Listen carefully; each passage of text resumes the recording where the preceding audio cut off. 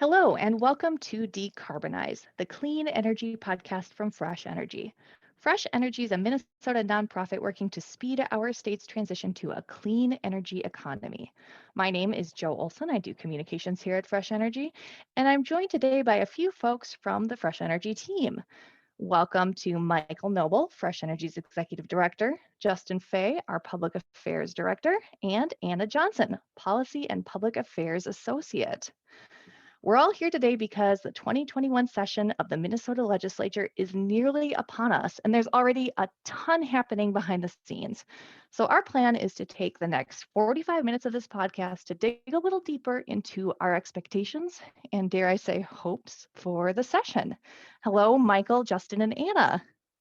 Hi, everyone. Hi, Hello. Joe. Hey. Thanks for being here.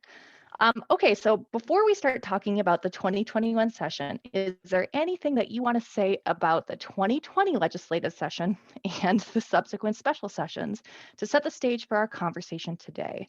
So, Justin, do you want to start this conversation off? I'd love to. There's really so much we could say about what happened in 2020 and what the experience of the last year has been like. It really could be its own episode of the podcast quite easily. But I think the 2020 session was going to be challenging under any circumstances.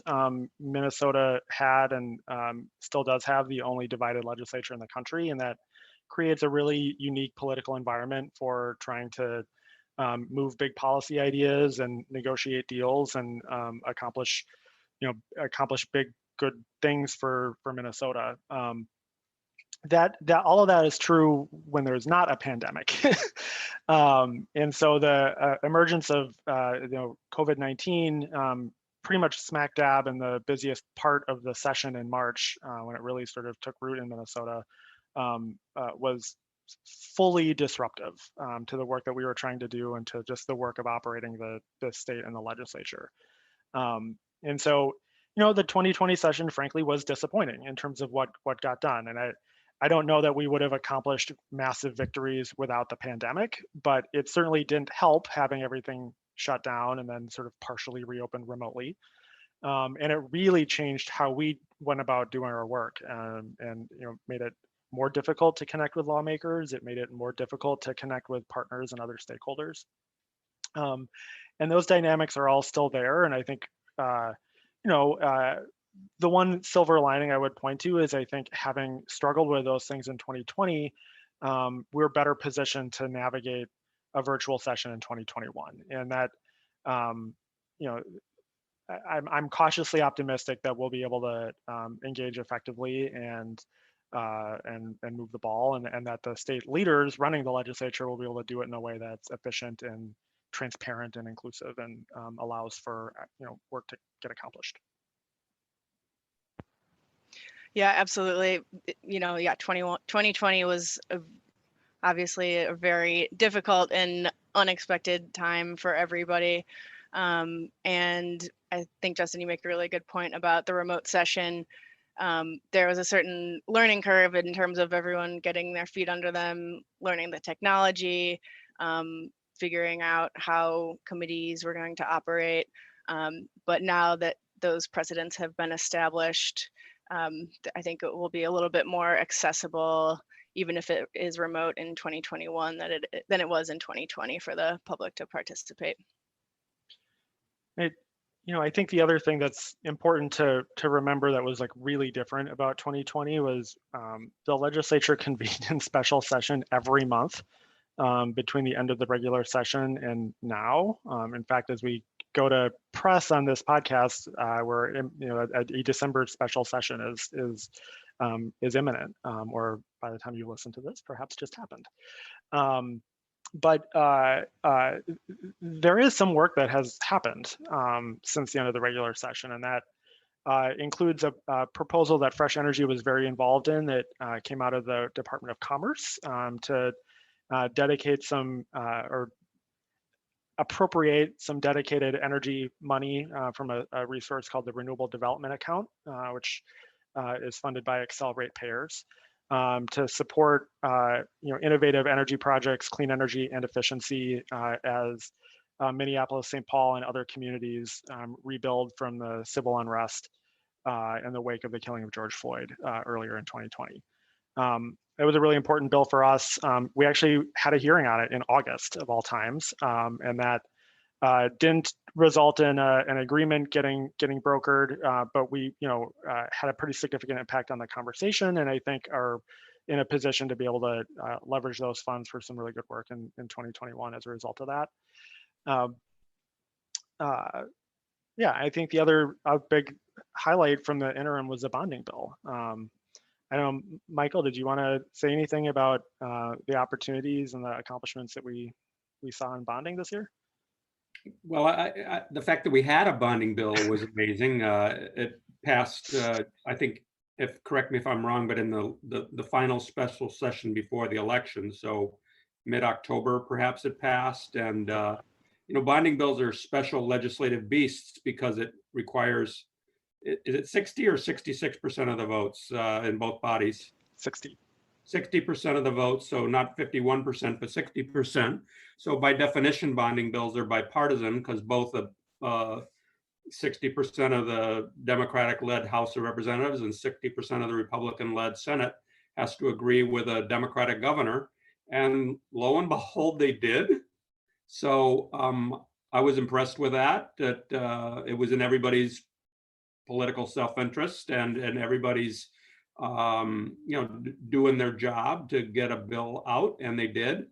And there were at least three big things that Fresh Energy cared about quite a bit, and just want to give a shout out to bonding chairs in the House and the Senate who made that happen.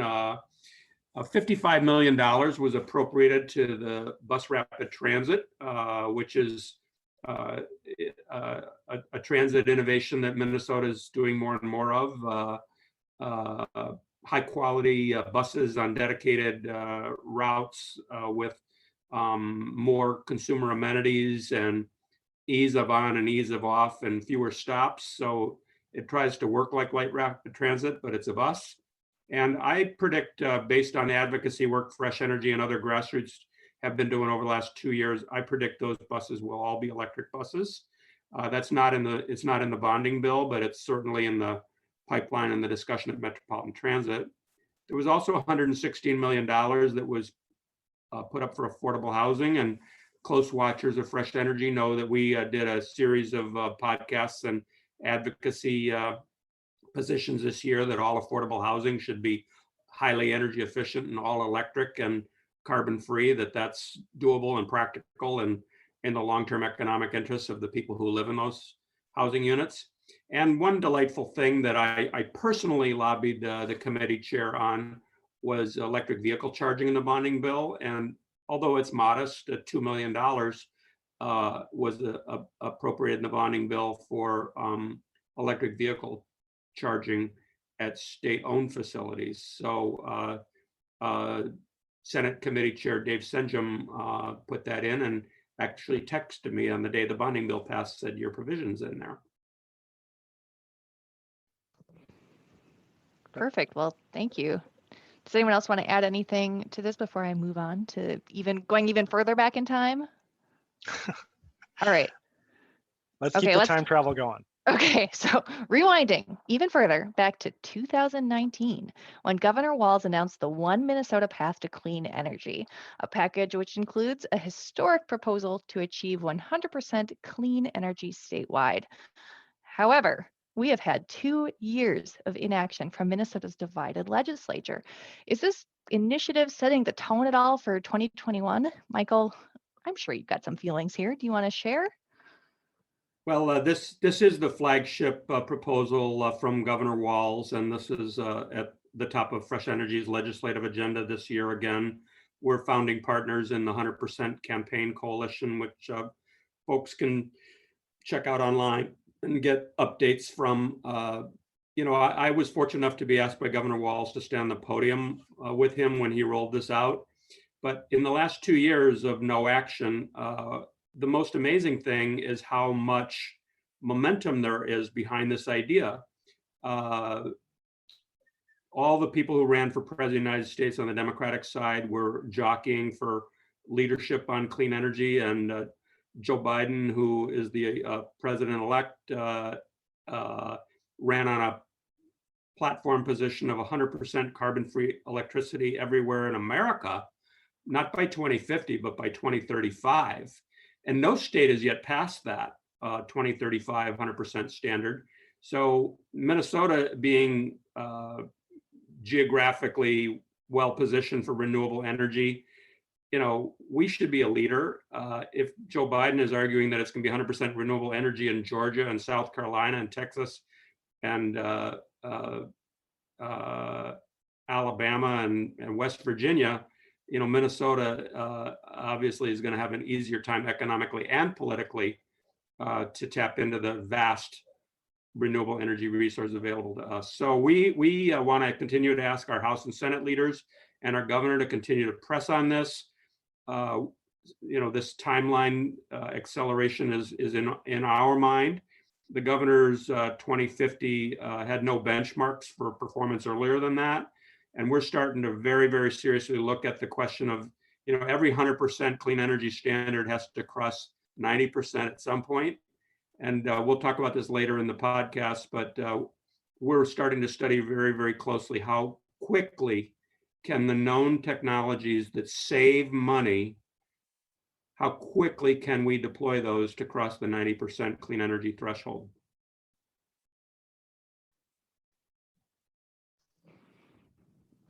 All right. Let's see. Anna, do you want to fill in a little bit of information here around the just transition? Yeah, definitely. When we talk about a just transition, we mean, we both need to establish clear pathways into clean energy for all Minnesotans. And we also need to look out for workers that are being displaced as we transition away from fossil fuels for electricity. It's really important that our policies and language related to implementation are really intentional to do this, and that it lifts up all Minnesotans, and especially, communities that are majority Black, Indigenous, and people of color have been systematically cut out of economic opportunities across the state and across the country. And those communities really should benefit from the clean energy transition. I think that's such an important part of the work that and the perspective that Fresh Energy brings to this issue. I appreciate you raising that, Anna. And I think the thing I would just add to this conversation is just to kind of reinforce and I guess repeat that the politics are so challenging on this. We worked really, really hard to bring folks together across a divided legislature the last couple of years. We have a very similar political climate coming out of the most recent election we had the previous 2 years. And, I think our Fresh Energy is uniquely situated to be in the middle and to be a convener and an entity that a center of gravity that does bring people together. And we're very committed to doing that work. But it's really hard, and there are a lot of forces just in society, in politics, in the public discourse right now in our country that work against that, and that. But that's the work that we do. That's Michael and Anna. That's why we all get paid the big bucks, right? Is to really dig into those hard problems, and looking forward to taking a big crack at it again in 2021. All right, yes, back to 2021. So a few weeks ago, we heard about committee chair assignments. Are there any that especially catch your eye when it comes to clean energy?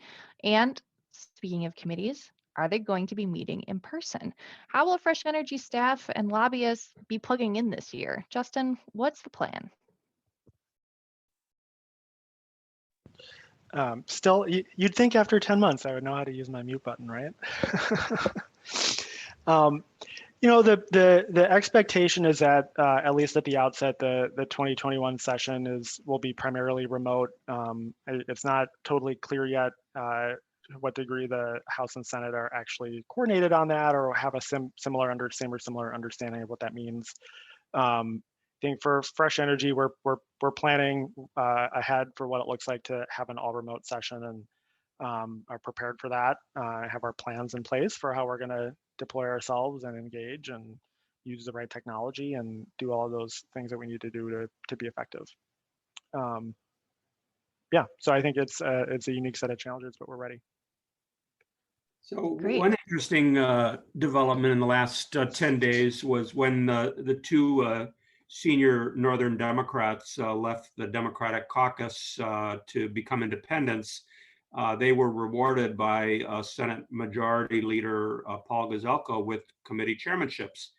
And that created a game of musical chairs in the Minnesota Senate. And ironically, Fresh Energy was the beneficiary, because the bonding committee chair, the very prestigious bonding committee, I mentioned previously, was chaired by Rochester Senator Dave Senjum.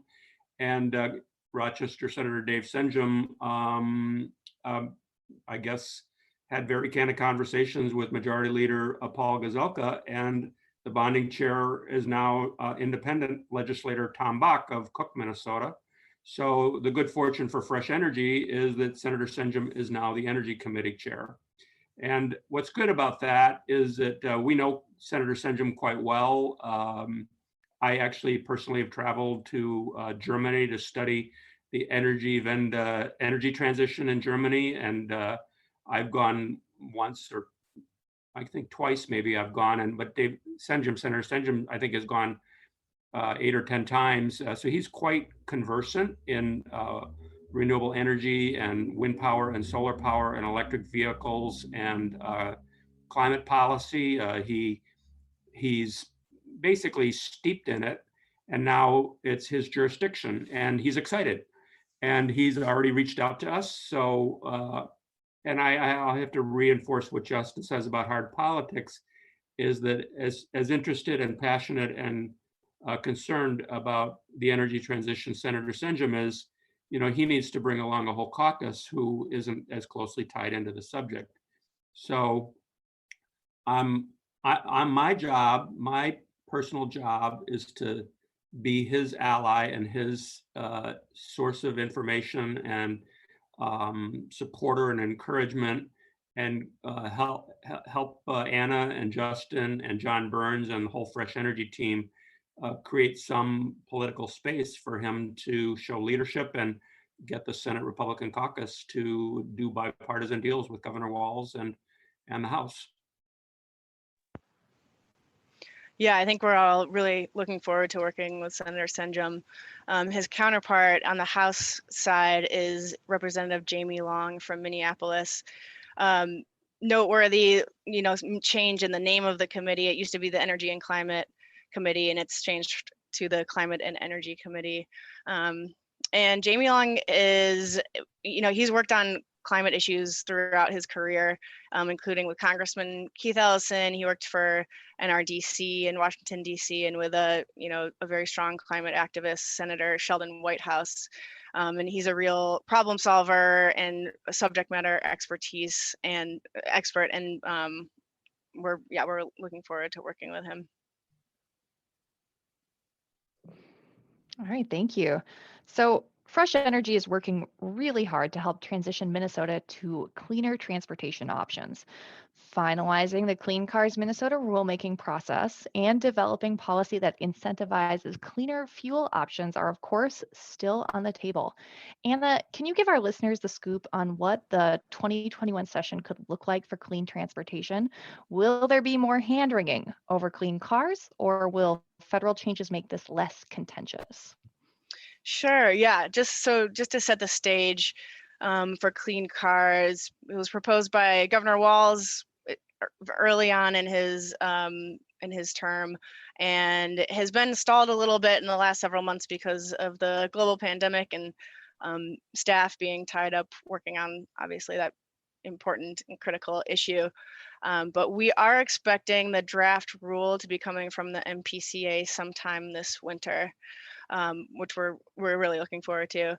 The Senate has made it clear that they do not support clean cars, and proposed language throughout the 2020 session and that showed up in different bills, including the Environment and Natural Resources Trust Fund bill. And we expect them to maintain that position in 2021 and potentially use it as a bargaining chip.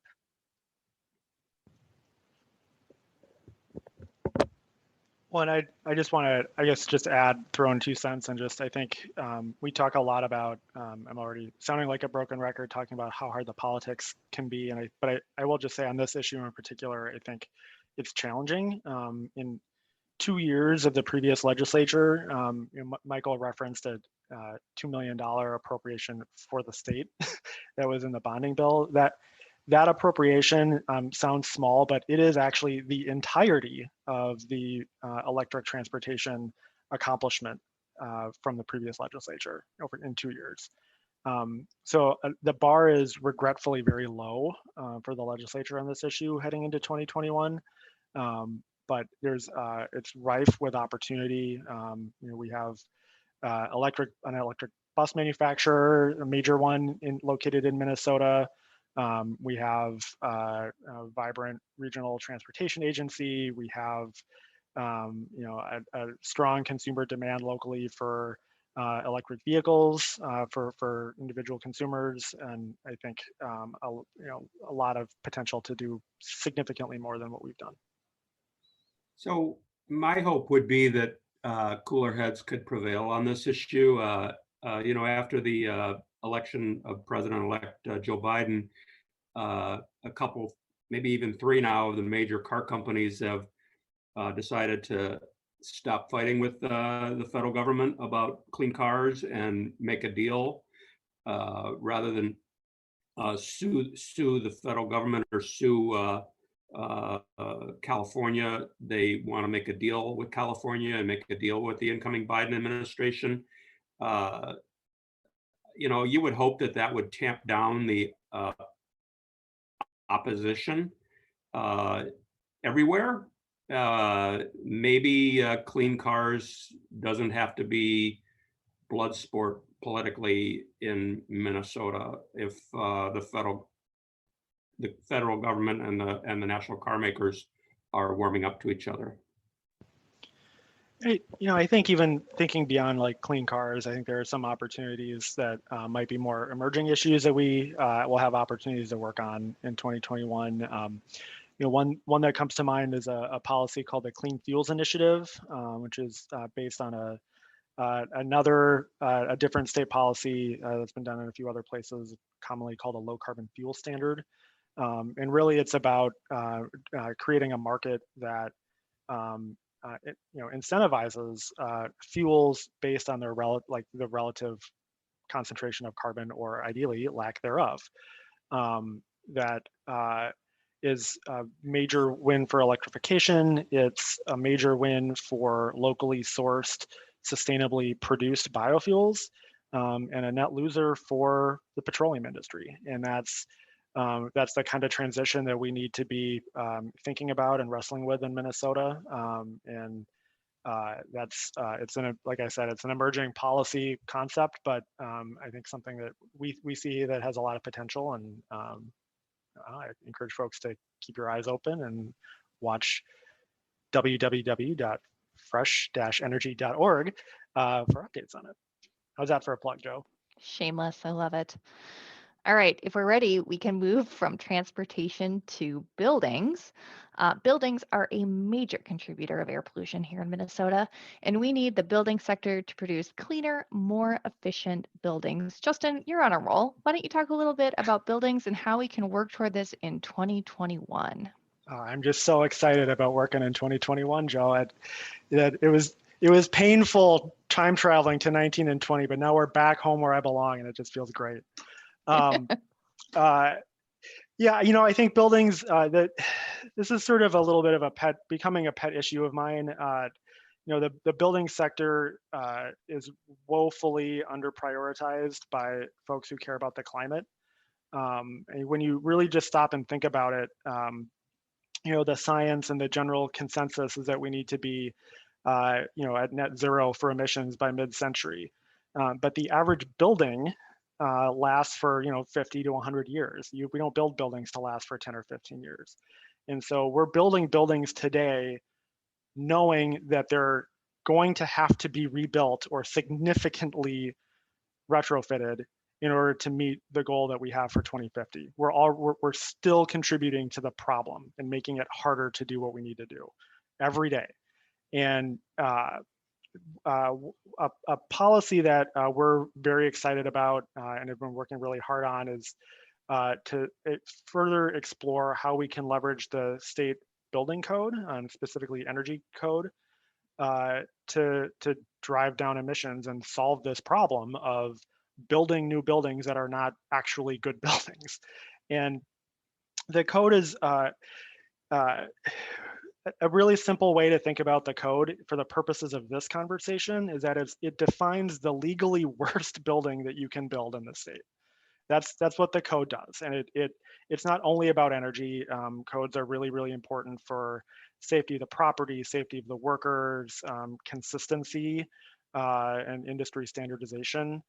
So it serves a lot of different purposes, but when from a climate perspective, it sets the floor, and we have got to raise the floor because the buildings that we're building now are not going away anytime soon. And so it's way cheaper, way more cost effective, way better for the climate in the long run to build buildings correctly the first time.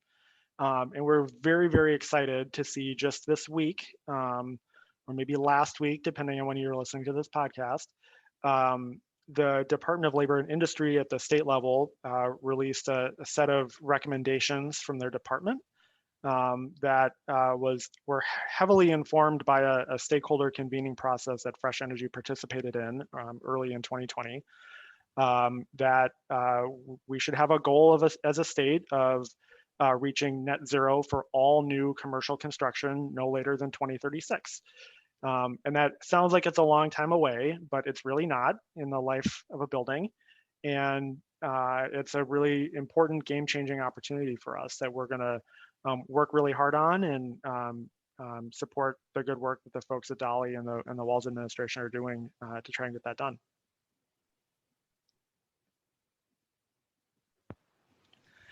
Yeah, something that I just want to add to is that for any given city, the majority of carbon emissions come from a combination of transportation and buildings, and they tend to be about equal parts transportation and buildings. And so creating a more stringent code and updating it more frequently to create higher standards is also an important part of cities being able to reach their ambitious climate goals that they've set for themselves, because we have one basically standard code across the state, and cities need some tools in their toolboxes to be able to achieve those carbon reduction goals that they've set. It's a really great point, Anna. I think a lot of the political capital and wherewithal around this issue especially recently, has been coming out of cities and from real leadership from, and maybe not even always from places that you'd expect. It's really cities around the state, places not, Minneapolis and St. Paul probably won't surprise folks, but Rochester, Duluth, and a number of suburban communities have been pushing on this. And cities don't have a lot of, they have a lot of tools in their toolbox, but not so much in the building sector. And so pushing on the cities, pushing on the state to think more ambitiously has been a really important development. And I think we've seen now recently it's producing results. I want to high five a colleague, Ben Rabe on our team. He is the only full-time employee of any Minnesota not-for-profit organization who thinks about energy efficiency in the built environment and new buildings all day, every day. Not to brag, but Fresh Energy is the point of the spear on energy codes and has been for many years. We have at least one generous donor who really highly prioritizes that, and other donors are welcome to join with them. But this victory at Minnesota Department of Labor and Industry and Minnesota Department of Commerce and Governor Walz is also a Fresh Energy victory. We've been toiling in the building code vineyards for years, and this is right on our wheelhouse and right in our expertise. I bet Ben Rabe's ears are burning right now. So let's dig a little bit into energy efficiency and what we can do around the huge potential in that area. So I know we've discussed over the years ways to modernize Minnesota's Conservation Improvement Program, also known as SIP. Anna, what is on the table for SIP this year? That is a great question, Joe. So the ECO Act has been developed over the last couple of years. ECO stands for Energy Conservation Optimization Act. Is that right? I've said it so many times I can't even remember. And there has been a ton of work that's gone into developing this policy. It has a huge, broad coalition of supporters, including every single utility in the state has signed off on it. And that passed out of the Senate Energy Committee and the House Energy Committee last year. It did not receive a hearing on the Senate floor, but we are hoping to tackle this and get this passed as early as possible in the session to clear the way for other clean energy bills that will be coming down the pike. It's a really is an important policy for fresh energy, and it's such a no-brainer. I think I'm going to channel my inner Michael Noble for a moment. You know, the cheapest electricity available is the electricity we never use, and it's so fundamentally important to having a system for our state that is both clean but also cost-effective. That we really maximize and wring every little bit out of efficiency that we can. And this legislation is really about, you know, it's modernizing. I think, Joe, I think you used that word in the intro to the question. That's exactly the right word. It's about modernizing that program to make sure that it reflects where the industry is, where the technology is, where the utilities want to go, and making sure that both regulators and utilities have the tools to run efficiency programs, you know, for the world as it exists in the 2020s, and that's just, it's so important. All right, well, thank you. So no pressure, you guys, but I think we've saved one of our most important legislative goals for last to discuss. So the clean recovery, green recovery, call it what you will, is a really hot topic right now. So what does this mean for Minnesota, especially around Fresh Energy's work to ensure that all Minnesotans benefit from the clean energy transition? Michael, this kind of seems like a you question. Do you want to kick us off? Well, I think that a lot of Minnesotans are talking and gathering in dialogue, part of a stakeholder process right now, thinking about what would Minnesota's priority strategies be if there was a federal economic stimulus or federal economic recovery legislation that would be, you know, part of President Biden's budget and his first initiative in the United States Congress. You know, how do we have as much of that be green and clean and climate related as we jumpstart our economy, get back on track? Minnesota has opportunities. You know, I'm not going to weigh in on the probabilities or the prospects of, you know, who is running the United States Senate, or what are the possibilities of a bold economic recovery action, or what fraction of it might be clean and green. But I know it's a top priority for the incoming president of the United States. So Minnesota is preparing, and Fresh Energy is at the table, helping to prepare what we would do with that. But, you know, actually another thing much closer to home is that the Minnesota Public Utilities Commission has asked all the electric companies, the investor-owned electric companies, are there investments that you need to be making that you could speed up as part of an economic recovery? And we are part of a important discussion, and we call it a docket at the Minnesota Public Utilities Commission about that very subject. You know, might there be $2 or $3 billion worth of investments that the power companies could have made over the next 4 or 5 years that actually makes perfect economic sense to make them in the next 18 months? That too is a tool of government, and I admire you know, Otter Tail Power and Minnesota Power and Xcel Energy, you know, having stepped up to the plate and brought some thoughtful proposals forward, you know, accelerating clean energy investments in response to the economic crisis that we're in. Hey, I think it really is amazing to think about some of the potential and just like dream on the possibilities a little bit while Michael's talking. But I think one of the really encouraging things for where we're at, and particularly looking at the incoming administration at the federal level, is they set really ambitious goals for decarbonization, and we talked about the 100% by 2035, but they also baked in a really, really thoughtful and specific set of recommendations around justice and just transition, and equity and inclusion being central to how they're going to approach clean energy and climate. And I think there's a lot there that we, and when I say we, I guess I just mean Minnesota, we should be learning from and trying to view as a menu of opportunity of ideas and concepts that we can bring in to inform the policies that we're developing for our state level work here in Minnesota, and that including especially the 100% legislation, and thinking about as we implement that, how do we make it a win for everybody? And I think that's really a really fundamental challenge and opportunity for 2021. Thank you, Justin and Michael. So for everyone, a big general question before we close the podcast. Anything that you would like to add about the 2021 session that we should be looking ahead to that we haven't already discussed? Michael, do you want to go first? I know you have some thoughts here. Well, I think we've said this, but our new strategic framework, which is rolling out, you'll be seeing and hearing about it in the next several days. We're going to be talking about it, but what's at the center of the framework is ambition.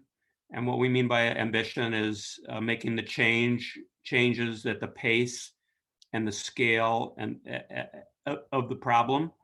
The incredible urgency of action and speed. So we're calling on the legislatures to have ambition and to have urgency. And the other thing Justin's just spoken about is we have to do this in a way that doesn't make economic and racial disparities more problematic than they already are. So we have to close those gaps rather than widen them. So that is going to be our watchword at the legislature, is ambition and equity and inclusion. And the test is real. Can Minnesota do big things in a bipartisan way?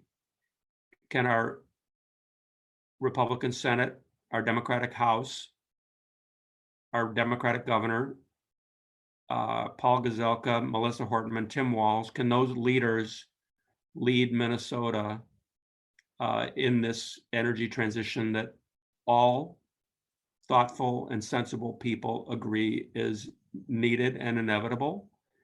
I call upon our leaders to lead. And I think that is a fantastic note to end the podcast on.